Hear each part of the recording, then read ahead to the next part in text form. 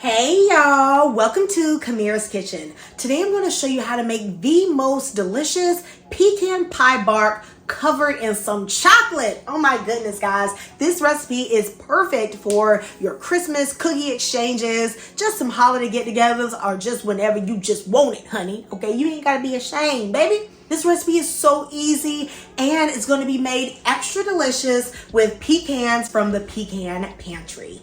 Y'all, I love their pecans so much. I always have a 3-pound bag on hand. Guys, do y'all remember those pecans that you had like in your grandmama's backyard? They were just meaty and buttery and delicious. You just don't get that flavor anymore from the store. But these pecans from the Pecan Pantry, y'all, I know y'all see it. They have that delicious old-fashioned taste. These pecans are so good. I know you're going to want to get that 3-pound box. So y'all, get a discount on your order by using code Kamira. You're going to get 5% off and free shipping. Plus, it'll let them know that I sent you. You will not regret getting these delicious pecans from the Pecan Pantry. It's going to make all your baking so special. And when people wonder, what's that little thing she did that I didn't know about? I'll tell you what it is. It's pecans from the Pecan Pantry. The ingredients for this pecan pie bark are really simple. So here, of course, I have some pecans, but I also have about half of a teaspoon of cinnamon. I feel like that just brings out the flavor more. I also have about 1/4 teaspoon of salt. Now, I am going to use graham crackers for the base. You can use honey graham crackers or you can use the cinnamon graham crackers. Sometimes I think too much cinnamon can conflict with the chocolate. So in this case, I just use the honey graham crackers. However, if you don't want any chocolate, then just use the cinnamon ones. Of course, I'm going to be using pecans, so I'm using 2 cups of pre-chopped premium pecans for the Pecan Pantry. And in order to make sort of a toffee-like consistency, I'm going to use equal parts butter and brown sugar. So there's 1 cup of each of those.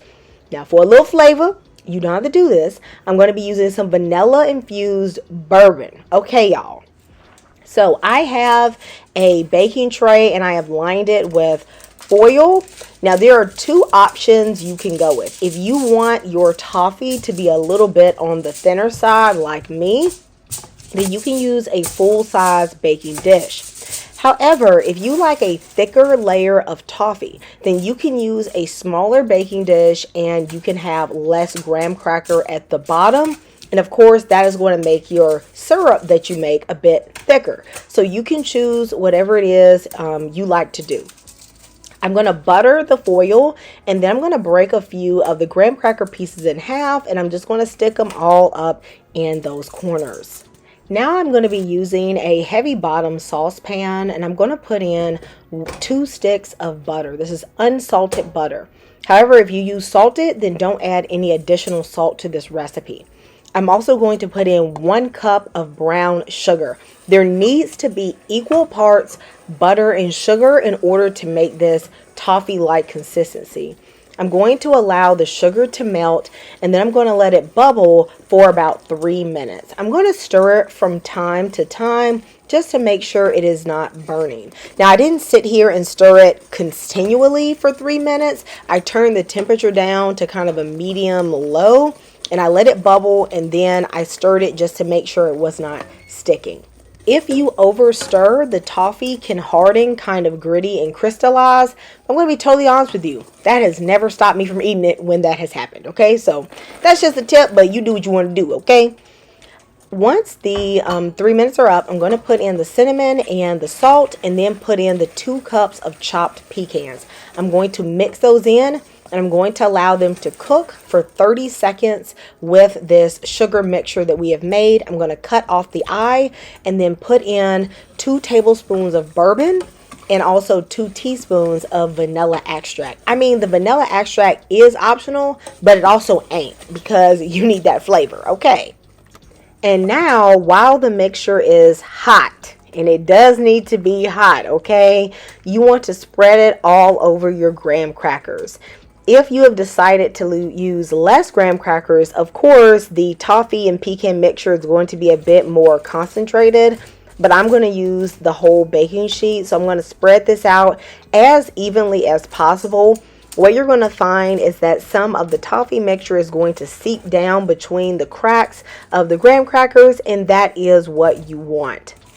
Let me know in the comments if you have ever made like pecan pie bark, or if you just enjoy making these little Christmas barks like peppermint bark and things like that. I feel like they are really fun for like holiday gift exchanges, like if you put them in a mixed cookie tin, or just to bring into the office, or just to make with your kids, you know, for Santa Claus, which, you know, if I'm being honest, my parents never told me about Santa Claus. Okay, they didn't want me to believe he existed, but you know what I'm trying to say, okay? What I want you to do after you've spread it out is actually lean the pan a couple different directions. This will actually help the syrup seep in and ensure that your pecans are spread evenly. I have already preheated the oven to 350 degrees. I'm going to bake this mixture for 10 minutes. You're going to see that it's going to be nice, caramelized, and bubbly at that point. And then I'm going to take it out. Now, y'all, I wanted to put the chocolate on top, and really at this point I could have just put all the chocolate chips over the baking sheet and allowed them to melt in, but your girl didn't do that. I don't know why I didn't do that. So what I'm going to do instead is take about 1.5 to 2 cups of dark chocolate chips, and I'm going to melt them in the microwave until, you know, they are thoroughly melted and don't have any lumps. And make sure you melt chocolate until it is just melted. Okay, if you overdo it, chocolate can easily burn. I melted this in bursts of 30 seconds and then just mixed accordingly. If you want to do the method where you put all the chips on your bars while it is piping hot, then of course you can just spread the chips out with a spatula once they melt. I am going to cover this whole thing with chocolate. However, if you wait for the pecan pie bars to cool and then you put on the chocolate like me, instead you do have the option to just drizzle on a little bit for, you know, effect. So you have a couple more options, but I want everything covered. Okay, I want everything covered. I want the full chocolatey pecan toffee experience. I feel like it comes out tasting like candy, which I love. Now, whenever I have nuts in a dish, I love to put the nuts on top where they are very visible. That way nobody with a nut allergy can act like they didn't know what was in the dish. Okay. Plus it looked good, and I just love these pecans, so I want a ton of them. I'm going to allow this to completely cool before I break it up. That should take about an hour, or you can put these in the refrigerator and allow them to sort of get firm faster. I'm going to try to just use the lines from the graham crackers themselves to break this into pieces. I tried cutting it at first and I really just feel like that didn't work. I felt like going in with my hands was the best method. So I just flipped over the whole sheet and just broke it along the lines as much as possible. Everyone I gave this to absolutely loved it. They felt like it was a wonderful Christmas tree. And if you guys put sprinkles on it, oh my gosh, it would be so cute. You guys let me know if you've ever made anything like this or if you're going to make it. Goodbye, y'all, and God bless.